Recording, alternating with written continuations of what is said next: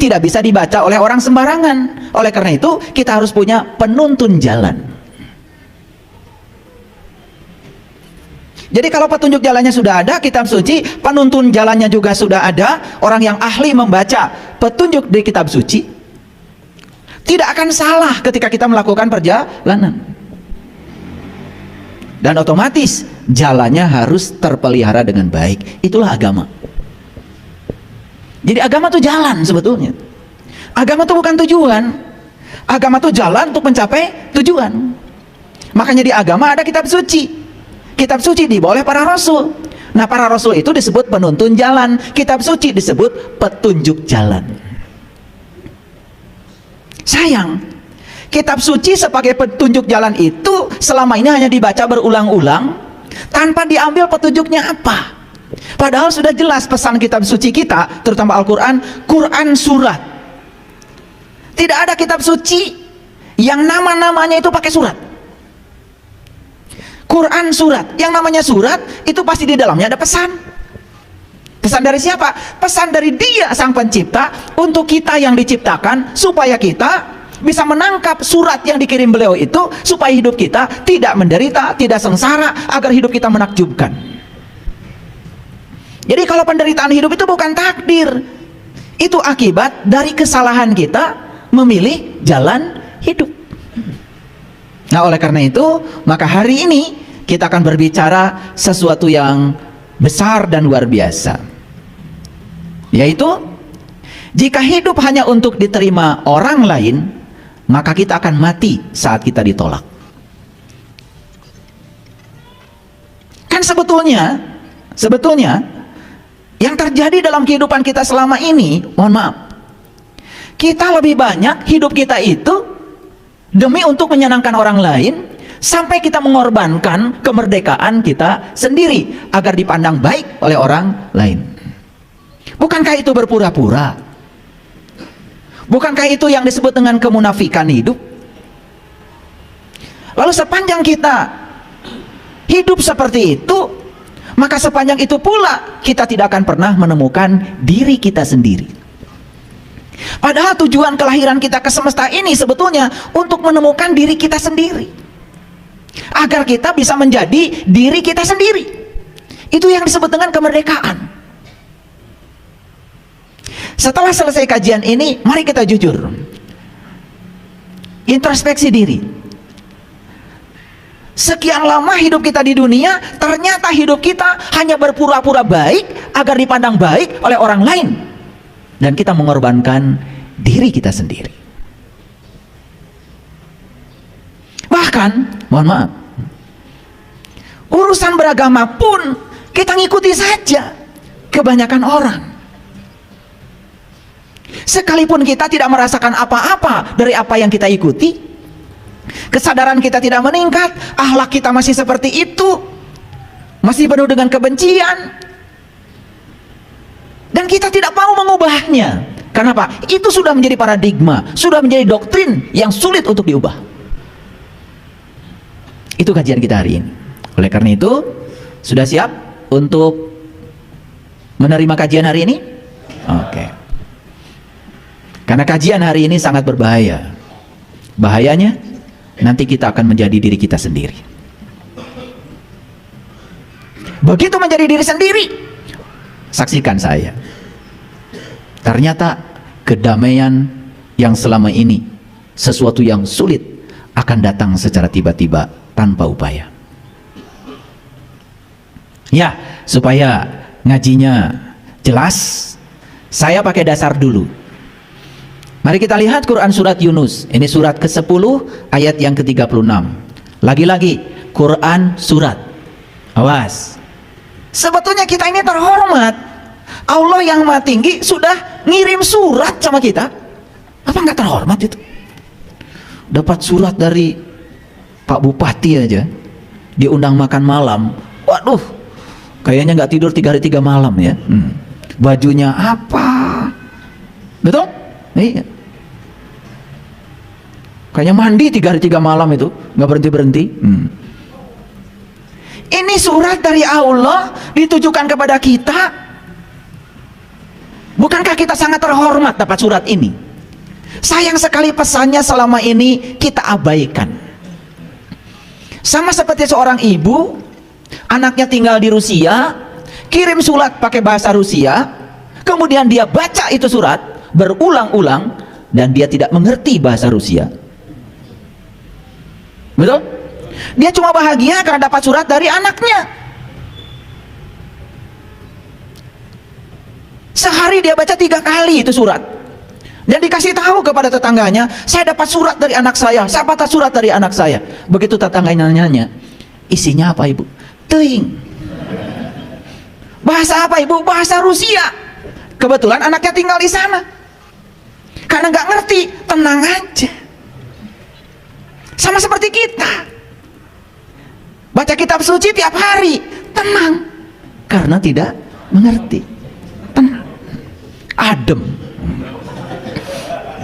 Betul nggak? Lah iya, beda dengan saya. Baca kitab suci itu, waduh, saya gerah selalu, berdetak jantung saya itu, karena saya ngerti bahasanya maksudnya. Jadi kalian tuh memang luar biasa. Baca ayat manapun, surat manapun, tenang. Luar biasa. Jadi sama seperti ibu tadi, terima surat dari Rusia itu dari anaknya, tenang. Begitu ada tetangganya tahu bahasa Rusia, dibantu diterjemahkan, ternyata isinya itu baru saja anaknya mengalami kecelakaan dan sekarang sedang berbaring di rumah sakit, kakinya harus diamputasi. Wah, beritanya semua menyeramkan.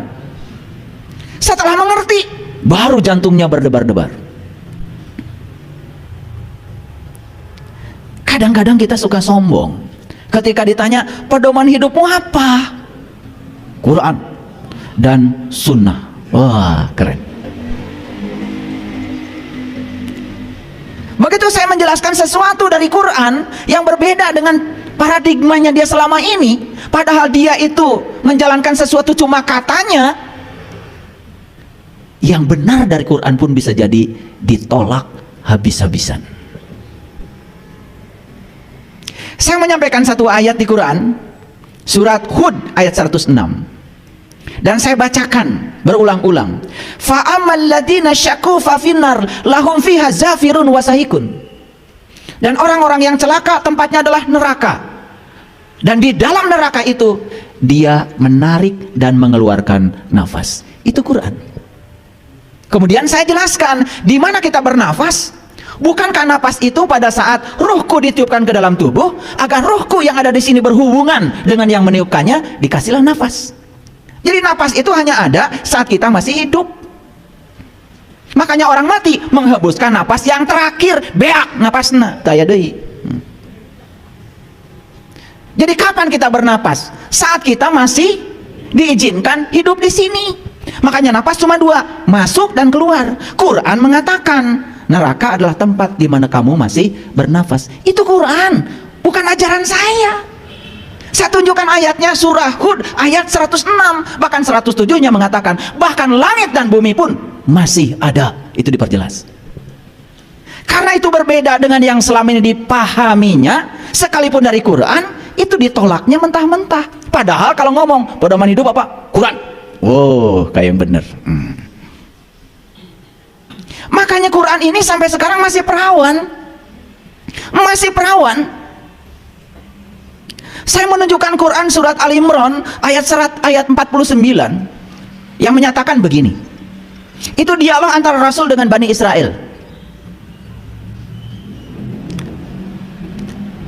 Wa rasulan ila Bani Israel. Itu bunyi ayatnya.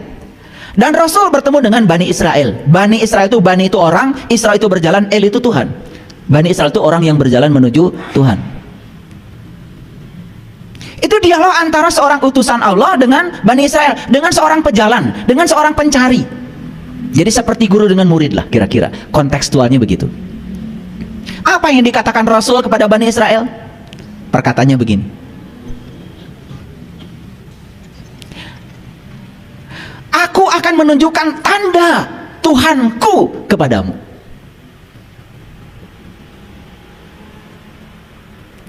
Dan aku akan menjadikan tubuhmu yang berasal dari tanah itu menjadi burung. dan kamu akan bisa terbang dengan seizin Allah. Itu Quran. Boleh nanti dibaca Ali Imran 49. Jadi sebetulnya manusia itu punya sayap apa tidak? Menurut Quran punya kan? Punya. Burung walaupun punya sayap hanya bisa terbang dari pohon ke pohon. Sedangkan di Quran surat Ar-Rahman, manusia itu bisa menembus sempadan langit, bisa hijrah dari alam lahir menuju alam batin, bisa hijrah dari alam yang rendah menuju alam-alam yang tinggi dengan sayapnya. Jadi sayap di situ jelas melambangkan lambang kecepatan. Makanya Nabi Muhammad Isra Mi'raj pakai buruk, digambarkan sebagai burung. Ada sayapnya.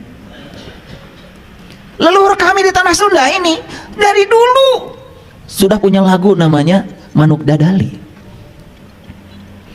Mesat ngapung luhur jauh di awang-awang, meber kenjang-jangna bangun taya karingrang. Itu lagu spiritual itu. Kenapa bangsa Indonesia menjadikan lambang negaranya itu burung Garuda, burung lagi? Nabi Sulaiman perjalanan spiritualnya juga pakai burung hudhud. Luar biasa. Jadi kalau ingin menapaki kesadaran yang tinggi, yuk gunakan dong sayap yang Allah titipkan kepada kita untuk menuju kesadaran yang lebih tinggi. Kalau kita berbicara langit, langit itu bukan alam lahir. Langit dalam Quran itu adalah lapisan-lapisan kesadaran yang harus kita capai. Puncaknya kesadaran disebut Sidrah Al-Muntaha. Sidrah itu sadar, Al-Muntaha itu penghujung, Sidratil Muntaha. Nah, menuju ke alam yang tinggi jelas harus terbang. Dan Quran menjanjikan siapa yang bisa terbang saat ini, maka aku bebaskan dari 3 penyakit. 1, penyakit buta. 2, penyakit kulit. Kedangkalan pemahaman, kedangkalan pengetahuan. Karena itu sangat berbahaya. Karena orang yang dangkal pengetahuannya biasanya penyakitnya adalah alergi. Alergi terhadap perbedaan maksudnya. Asal orang lain beda dengan dia, walaupun orang lain benar, dianggap salah. Makanya orang yang suka menyalah-nyalahkan orang lain yang tidak siap menerima perbedaan, jelas masih punya penyakit kulit. Geget red wae. Atau melihat perbedaan itu bukan menerima dan menghargainya. Atau gatel. Kalau nggak komentar, gatel. Kalau nggak nyerang orang, gatel.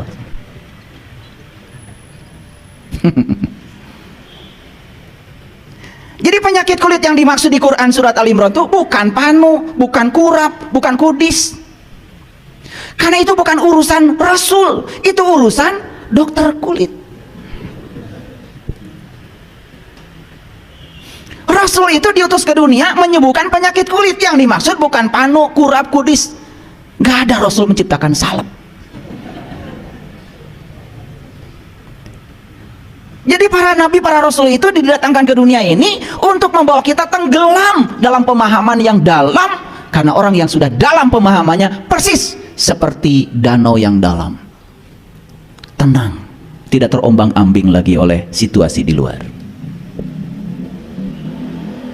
Paham? Oke.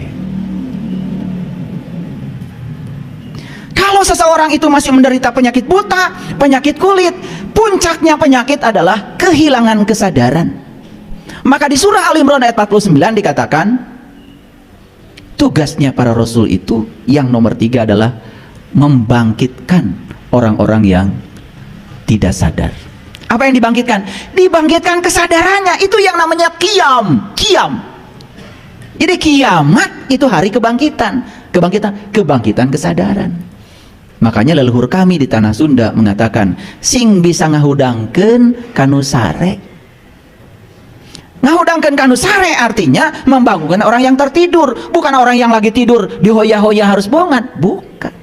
Kelihatan bangun tapi sebetulnya dia tidur. Kenapa? Karena tidak sadar. Oke, sekarang kita lihat, masuk, udah siap ya, masuk ayat ya. Oke, ini surat. Pesannya tangkap ini dari Allah. Nah, kata Quran surat Yunus ayat 36, wa ma yattabi'u aksaruhum illa dhanna. Dan kebanyakan mereka tidak mengikuti kecuali dengan persangkaan saja. Persangkaan bahasa Qur'annya dhon. Bahasa lainnya adalah persepsi, pembenaran. Itu. Katanya dikatakan lagi. Itu yang disebut dengan zon.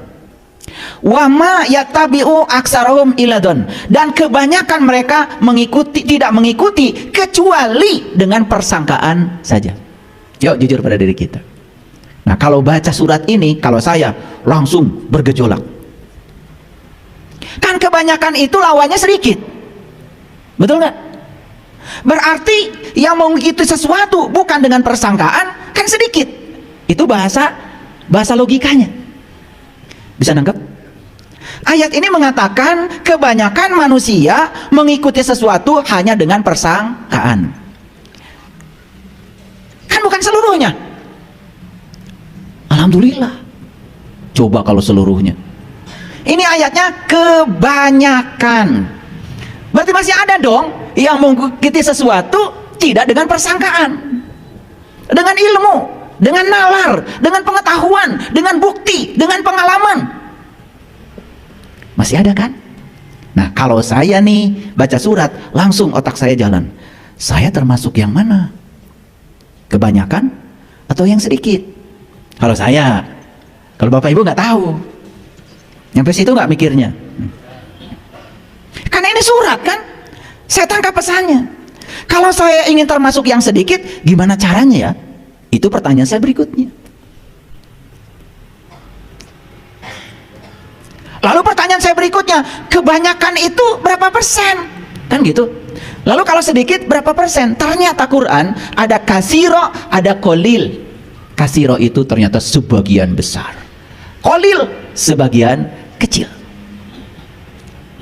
Jadi ayat Quran saja mengatakan yang mengikuti sesuatu dengan ilmu, yang mengikuti sesuatu dengan kritis, kreatif, komunikatif, kolaboratif, hanya sedikit. Yuk pertanyaannya, kita masuk yang mana? Yang mana? Kebanyakan atau sedikit? Lah, kalau masuk kebanyakan segera hijrah kepada yang sedikit.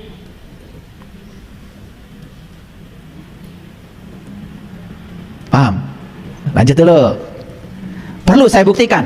Kalau kita mengikuti sesuatu dengan zon, kan kita itu mengikuti sesuatu itu kebanyakan tidak pasti, susuganan, kali aja. Coba kalau saya tanya, udah sholat? Sudah. Itu takbirnya gimana? Loh kok takbirnya begitu? Ya orang lain juga begitu. Zon. Zon. Ngikutin kebanyakan orang.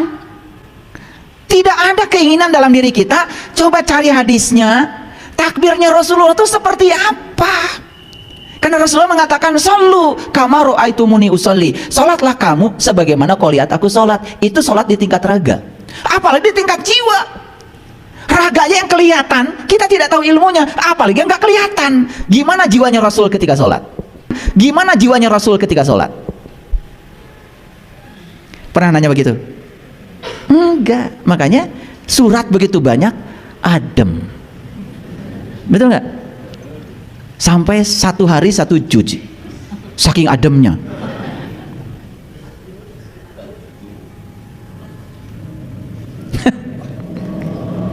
Padahal kalau kita mikir satu ayat saja luar biasa, bukan? Betul nggak? Lanjut dulu. Innazon, sesungguhnya sakwa sangka, layubni minal haqqi syai'a. Tidak sedikit pun berguna untuk mencapai kebenaran.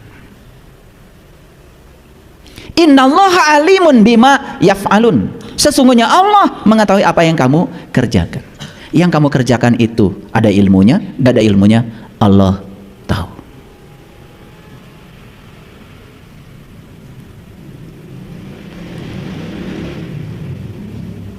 Ya? Oke. dan lain-lain, dan lain-lain, dan lain-lain. Kalau dikupas semua, contohnya kan banyak. Nanti kita akan buka sedikit-sedikit ya rahasianya. Jadi ayat ini menginfokan kepada kita, ternyata kebanyakan manusia mengikuti sesuatu itu hanya dengan sakwa sangka. Apa kata orang? Orang yang mengatakan itu, apa kata orang lagi? Jadi bahasa Cianjur nama beja beja kendei. Jadi Pak beja beja. Itu sebabnya menurut ilmu psikologi, kebohongan yang diulang-ulang terus menerus, bahkan lama kelamaan saking diulang-ulang, dianggap kebenaran.